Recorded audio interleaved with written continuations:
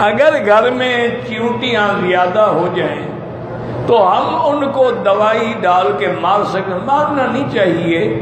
علماء نے لکھا ہے کہ وہ دوائی جو ہے نا اس کے قریب قریب دور دور راستہ دیں، ان کو ادھر ادھر ڈال دیں تاکہ اس کی بدبو سے وہ نکل جائیں۔ مارنے کی کوشش نہ کریں، وہ بھی اللہ کی ایک مخلوق ہے اور اللہ کی مخلوق پر ہمیں رحم آنا چاہیے۔ ایک دفعہ حضرت سلیمان علیہ السلام کے زمانے میں قحط پڑ گئی اور آپ دعا کے لیے حکم دیا کہ لوگ جمع ہو جائیں، استسقاء پڑھ کے دعا کریں گے۔ لوگ نکلے، ابھی آپ راستے میں تھے، فرمایا بھائی بس واپس چلو، انشاءاللہ بارش آ جائے۔ تو کسی نے پوچھا حضرت آپ نے اتنے لوگ اکٹھے ہوئے استسقاء، فرمایا کہ میں نے دیکھا ہے کہ ایک چیونٹی بیچاری پڑی ہے اور اپنے پاؤں اوپر اٹھائے ہوئے ہیں اور اللہ سے فریاد کر رہی ہے کہ اللہم لا تہلکنا بذنوب عبادک، کہ یا اللہ اپنے بندوں کی گناہ کی وجہ سے ہمیں تو برباد نہ کرو، ہم نے تو گناہ نہیں کیا۔ بارشیں بند ہو گئی اور ہماری غاروں کے اندر آگ جل رہی ہے، پانی ہے نہیں، زمین تپ گئی ہے، تو اللہ نے اس کی دعا کو قبول کر لیا۔ تو اس لیے کوشش یہ کریں کہ ان کو بھگانے کے لیے اور کوئی راستہ استعمال کریں۔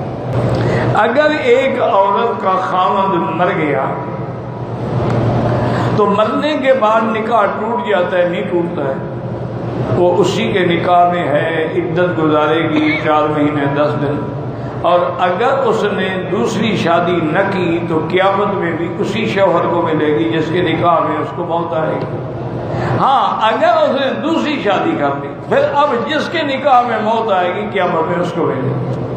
اگر عورت نے شادی نہیں کی، وہ عدت وفات کے بعد بیٹھ گئی ہے، تو پھر وہ پہلے شوہر کو ہی ملے گی۔ لیکن میرا مشورہ یہ ہے کہ جو عورتیں، جو میری بہنیں بیٹیاں جوانی میں بیوہ ہو جاتی ہیں، ایسے حالات بھی ہیں نا کہ بیوی جوان ہے، خاوند مر گیا، تو اب وہ ساری زندگی بغیر خاوند کے گزارے تو یہ بہت بڑا خطرہ ہے۔ اس لیے اس کو چاہیے کہ وہ دیہاتی اور قومی اور برادری کے رواج پہ نہ رہے، بلکہ اس کو چاہیے کہ وہ دوسری شادی کرتے ہیں۔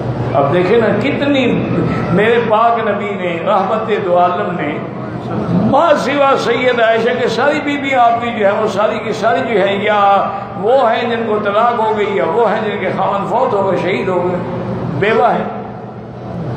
تو اس لیے یہ ایک ہمارے ہاں بڑا غلط رواج ہے اور ہندوؤں کی رسم ہے، بلکہ ہندو میں ایک قبیلہ تو ایسا ہے وہ کہتے ہیں کہ اگر خاوند مر گیا ہے تو بیوی کو بھی زبردستی باندھ کے اس کے ساتھ چتا میں ڈال دو، ستی ہو جائے، وہ بھی جل کے مر جائے، اس کے بعد اس کو جینے کا بھی کوئی حق نہیں۔ تو یہ کفر کی رسم ہے اور انتہائی غلط رسم ہے۔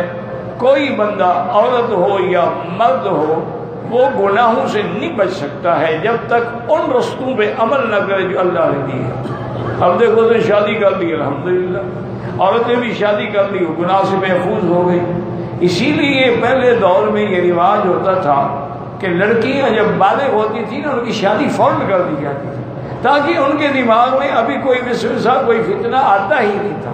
اور آج کل تو اور ضروری ہے کہ ہر لڑکی کے پاس موبائل ہے اور 7 سال کی عمر میں ماشاءاللہ بالغ ہو جاتی ہے۔ اس لیے ان باتوں کا بڑا ہی خیال رکھیں۔